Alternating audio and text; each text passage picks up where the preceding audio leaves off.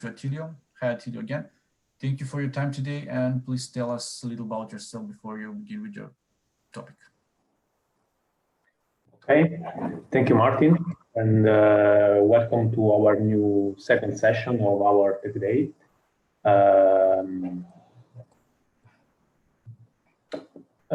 This session topic will be UPS, so uninterruptible power supplies. My name is Attilio Zuccaro, as Martin already told you, and I am the field application engineer for Italy, Israel, and Turkey.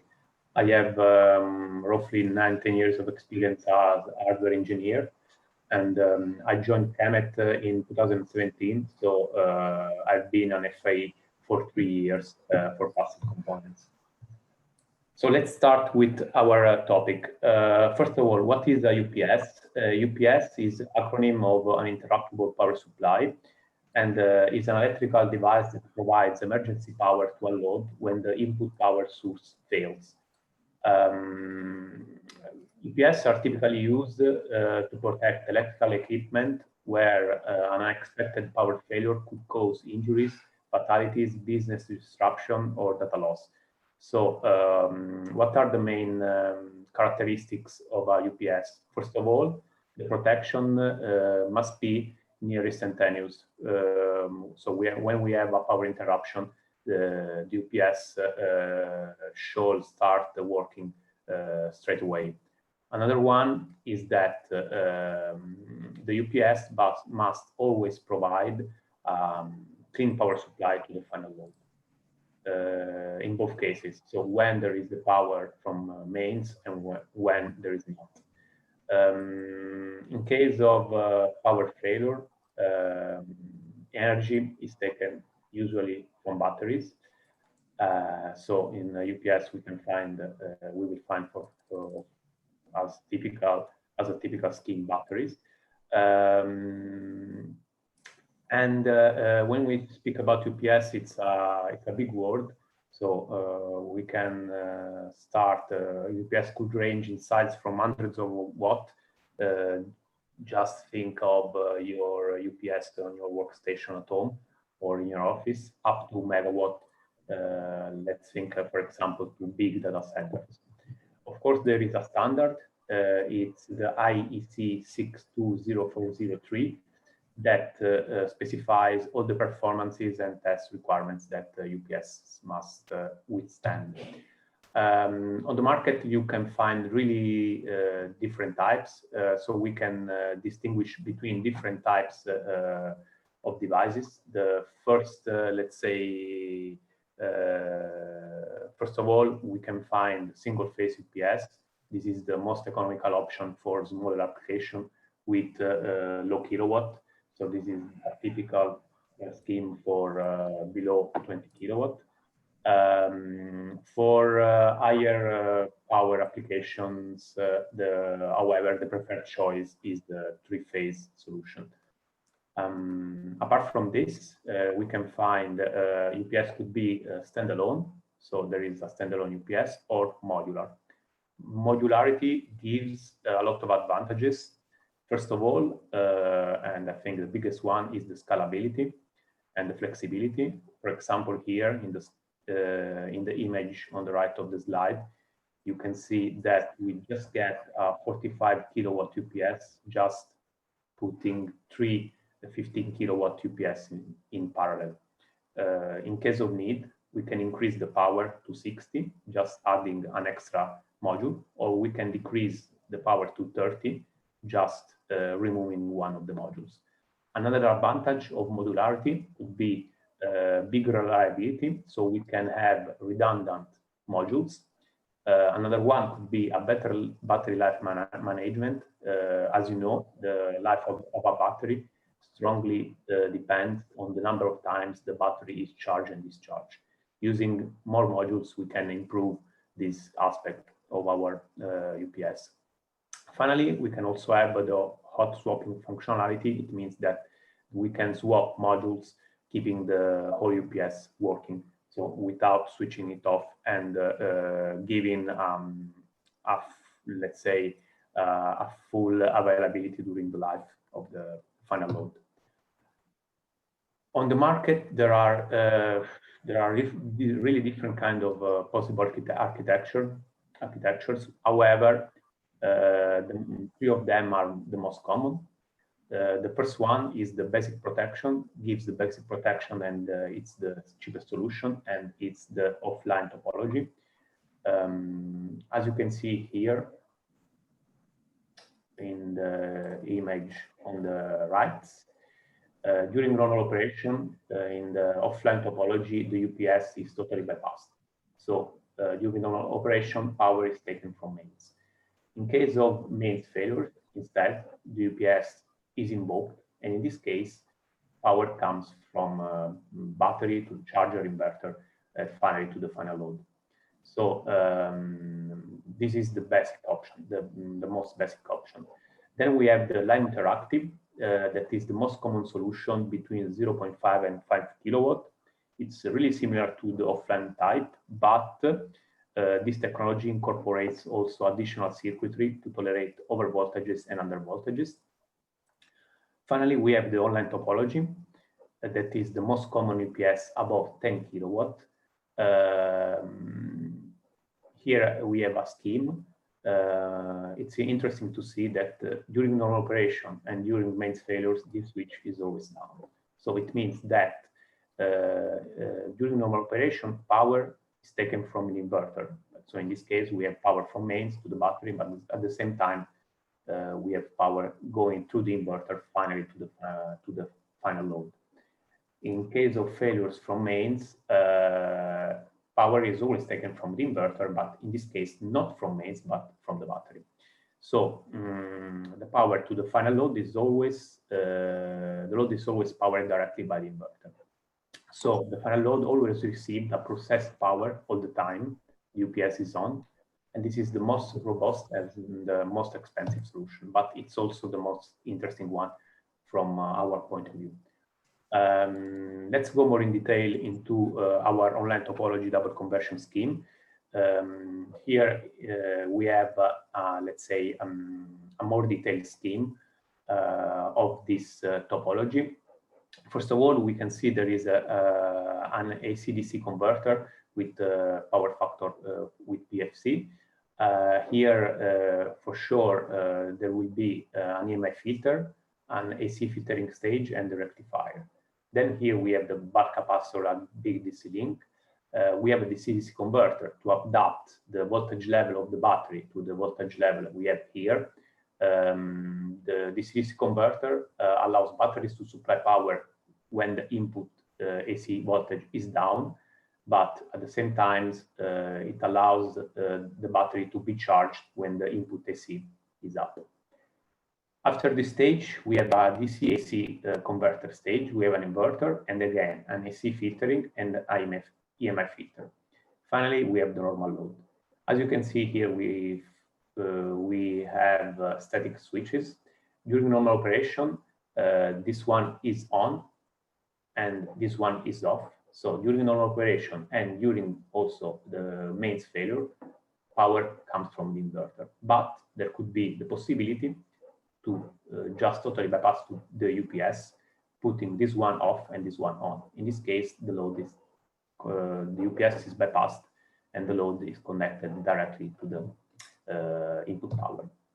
So more in details, the working modes. Normal mode, this is during normal operation, so power is taken from mains. It goes to the battery in order to charge it, but at the same time, it goes to the final load. Then we have the battery mode. This is the mode we have in case of mains failure. In this case, power is taken from the battery to the inverter, through the inverter to the final load. And finally, we have the UPS bypass mode, in which the UPS is totally bypassed and power is taken directly from mains. This could be the mode, for example, we can have during UPS maintenance. This is what we can offer as KEMET for passive components. So we have two EMI filters, and as Pranjal explained to you in the previous session, as KEMET we can offer X and Y caps and common mode chokes. EMI filter, AC filtering, sorry, one at the input and one at the output, we have solutions for all the kind of power levels. DC-Link, we have different technologies as aluminum lytics, ceramic SMD, but even film. DC converter, we have power inductors, and Snubber in switching circuits and static switch. We have different technologies for Snubbers, so polypropylene, radial, lugs, ceramic SMD. Finally, we have all those, let's say, additional circuitry that is needed as current sensors or low power caps. So let's go more into details to all these different sections of our circuit. Okay, EMI filtering. Here you have a typical EMI filtering scheme. So you have your X caps, Y caps, and so on. As I told you before, at least two EMI filtering stages are present, one at the input and one at the output. The one at the input is because noise from mains must not affect the functionality of the UPS, but at the same time, we don't want the noise from the UPS to go into the net. And one at the output is because, of course, the power to the final load must be clean, so we don't have to see all the noises coming, for example, from the switching frequency, from the switching circuits. So there, on your UPS, there will be at least two EMI filtering stages. There could be extra ones, for example, in modular OPSs. In this case, for example, there could be extra EMI filtering stages on the chassis. Of course, several X and Y caps are used. AC chokes are used. This one is a single phase scheme. Of course, in case of three-phase UPS, you will find a three-phase filtering scheme. This is a chart of what we can offer as KEMET for the EMI suppression capacitors in polypropylene. I divided the chart in two big sessions. So the standard part is on the top, the dump it part is on the bottom. For standard part, I mean the commercial best solution with lower price and size that we can offer as KEMET. For example, you can find our legacy series as, for example, X2, R46, and R46 miniaturized. As X1, we have our R47 and R49. In case of high power UPS, we have series up to 600 and 760 volt AC. As Y2, we have our legacy series that is the R41 with 300 volt VAC. In the lower part of the chart instead, you find our dump it series. Pranjal already explained to you what are the characteristics of this series. Anyway, dump it or heavy duty series are series that are more robust to have an extended capacity stability. As we showed you in the previous section, for what concerns polypropylene, the humidity moisture is a big enemy, in the sense that with time we could have some kind of phenomena as corona effect or electrochemical corrosion that could decrease the area of the metallization inside the capacitor itself.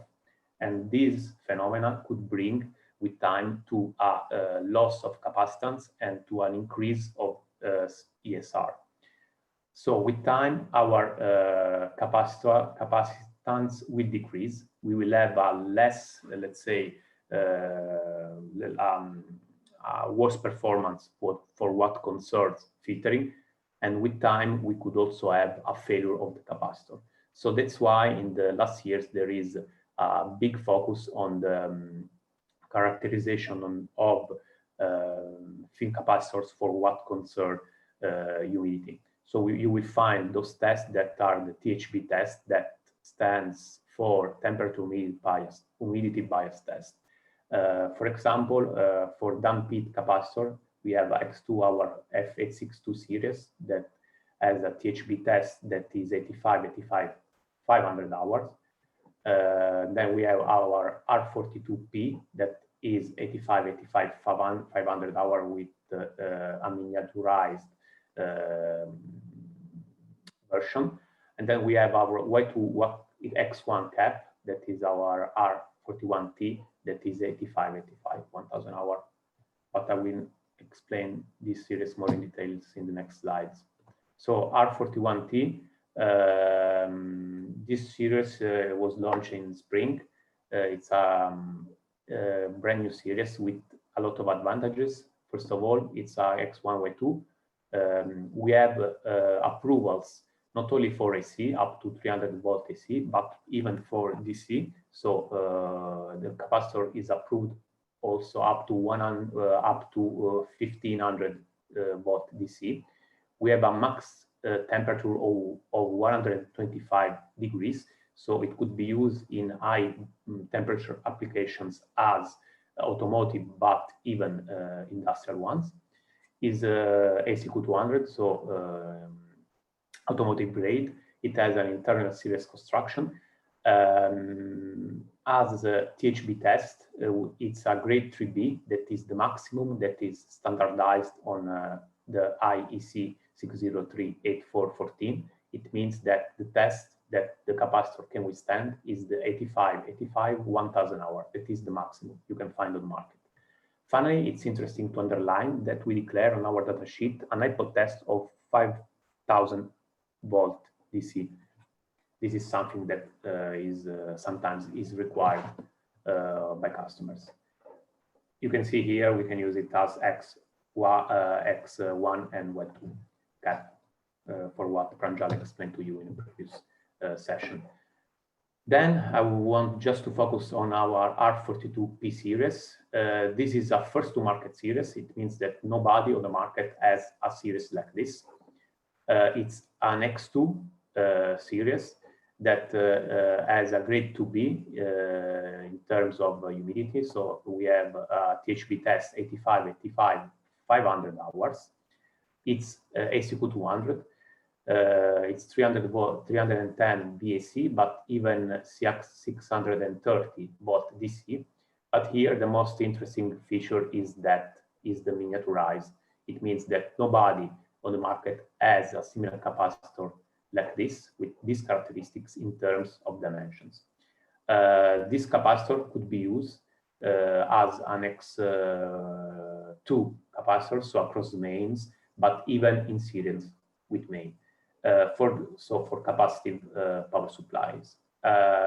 It's interesting here to underline that the capacitance stability in humidity is really important for this kind of applications, because if you have a capacitive power supply with a capacitor that loses capacitance during the life, your final application will stop working at the same point. So it's really important in this kind of applications that the capacitors must be stable with time.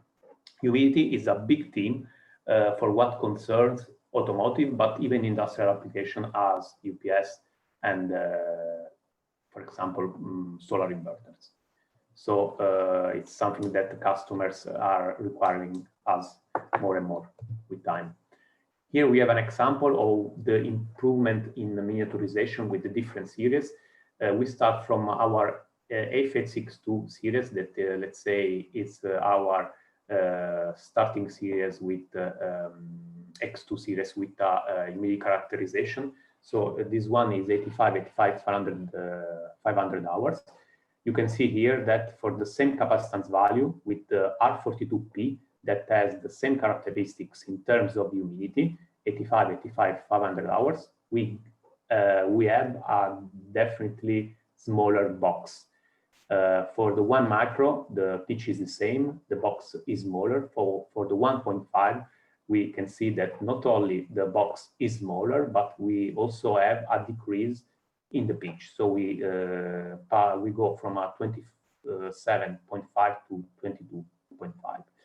We will launch in the next months a new series that will be called R43P, that will have the same dimensions of the R42P, but it will be a grade 3. It means the maximum you can find on the market. So 85, 85, 1000 hours. Common mode chokes, as KEMET, so we are always in the EMI filter. We have small current, big current, two-phase, 250, 500 VSC, but even 3 and 4 phases. As KEMET, we can offer different materials, so ferrite, manganese zinc, nickel zinc, but even nanocrystalline, different shapes and different current. Of course, we have a wide portfolio, but on request, we can also make custom shapes in case of need from given customers. So let's leave. Let's go into the AC filtering stage. I just want to remind you that we have 2 ESM AC filtering stages, one at the input and one at the output. For low power UPS, the most common solution is the use of power boxes. We just launched in last month this C4AF-T series that replaced the old C4AF series. As voltage, we go from 250 to 500 volt with this chart in terms of capacitance value. This capacitor is SQ200 qualified. And it's important to underline here that even here we have a characterization in humidity. So the THP test is the 85, 85, 1000 hour. That is the maximum you can find on the market at the moment. In case of a power application, instead, the most common solution is the use of a alucan. In this case, for AC filtering purposes, our, let's say, iRunner series is the C44PR series. These are the voltage values and the capacitance values. We go from 330 up to 1000 volt RMS, but there is the possibility to make custom parts even to with higher voltage. We have different diameters or pressure safety devices, and the ambient temperature is up to 70 degrees, but even here we are going to higher temperatures, and new series will be launched in the next month. Let's go to the DC-Link stage. For low DC-Link, so for low power UPS, the most common solution is the use of snap pins for PCB mounting. Here, as KEMET, we have ICV capacitor series or high volumetric efficiency series. It means that we can offer higher capacitance in the same case size, or vice versa, the same capacitance in a smaller size. So we can have 2 big advantages. The first one is save space, because we can put less capacitors in parallel. The next advantage, of course, if we put less capacitors, we will save money. We have 2 series, the ALC70, that is our 85 degrees series with 18,000 hours up to 600 volt. And then we have our ALC80 series, that is our 105 rated temperature series, up to 9,000 hours with voltage, rated voltage is up to 500 volt. Of course, these are our high efficiency series. We also have, let's say, legacy series as the ALC10 and the ALC40 that are less price competitive compared to the one I showed you here. In case of a power, a common solution is the use of screw terminals. Even here we have ICB series or high volumetric efficiency series. Here the discussion is really similar for what I did in case for the snap pins in the previous slide. So we can save money and we can save space. Even here we have a series that is rated at 85 up to 20,000 hours up to 550 volt. And we also have a series that is rated at 105, 9,000 hour up to 500 volt. Even here we have legacy series that are less price competitive, but even more performing in terms of current, for example. But just to say that our portfolio is wide and not only includes this series that I'm showing to you now. Just a quick discussion on our end of life calculation tool. You don't have to ask me or ask your local FIE or this is in case of life calculation, because we have a tool on our website. So you can just select your part number, put your emission profile, and you will have the expected life of the capacitor in your application.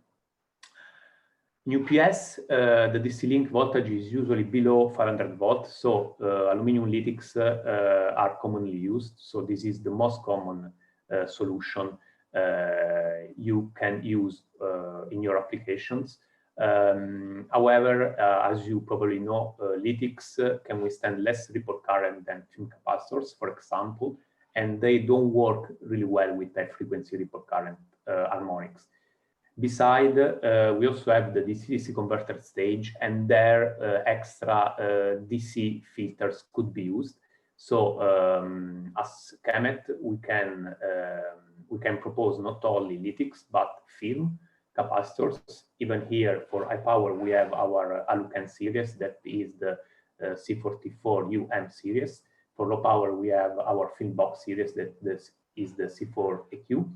And we also have our KC link, that is a C0G MLCC SMD ceramic capacitor that could be used as DC link standalone or in parallel, for example, with lytics. DC converter, you will have a power inductor. As KEMET, we have our Metcom MPX series up to 155 degrees. MPX power inductor are metal composite inductors, ideal for use in switch mode power supply. We have high saturation characteristics, stable inductance across temperature and current. They are SMD with shielded construction. For high power UPS, of course, we can make custom power inductors in case of need. Here is what we can offer as portfolio. The sizes go from 5 millimeters on each side up to 22 millimeters. Here is the chart of all the current versus the inductance values. We also have an AC 200 version available, that is our MPXT series. Snubbers. We have an inverter, so we have switching circuits, and snubbers are used or can be used. We also have several switches, for example, the static switches switching from the mains to the UPS, or for example, switches on the battery. We have high power in our circuit, so IDVDT and peak current could be there when we have a switch on and off. So even in this case, numbers are used. As KEMET, we have different solutions, and I may say that we have the wider portfolio on the market. For high power solution, we have inbox with lugs for direct mounting on the power module. That is our C4BS series. Other solutions are PCB mounting, and so C4AS, our R70 series, and our R70 series 125 degrees. Finally, we can also propose solution in SMD, so MLCCs, our C0G MLCCs, high voltage MLCCs, or our KC link. Other components, do not forget, several current sensors must be used to have the control of the current at different stages. Here as KEMET, we have different series in portfolio to support the designers. Of course, there will be a low power circuitry with microcontrollers or DSPs or ASIC to control the device in the different stages to provide the user interface. So in this case, low power capacitors for voltage regulation decoupling are needed. as KEMET, we can propose different technologies, so ceramic capacitors, tantalum polymer capacitors, aluminum polymer, and our new aluminum hybrid caps series. What are the final takeaways you can take home? So there are different types and architecture of UPS. The on-light topology is the most common UPS above 10 kilowatt.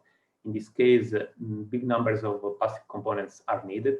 And as KEMET, we can support you in choosing the right part for what concerns capacitors, so EMI safety caps, AC filtering, DC links and snubbers, but even magnetics, so AC chokes, power inductors, and current sensors.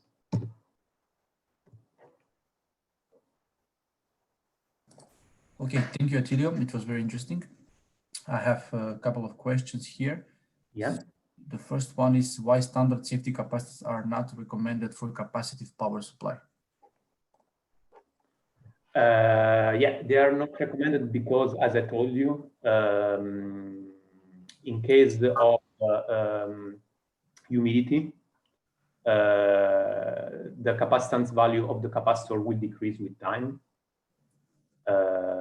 And if we have a decrease in the capacitance value of that capacitor, your final application, so the load of your capacitive power supply, will stop working with time. Let's think to really, for example, let's think to an automotive electrical toothbrush.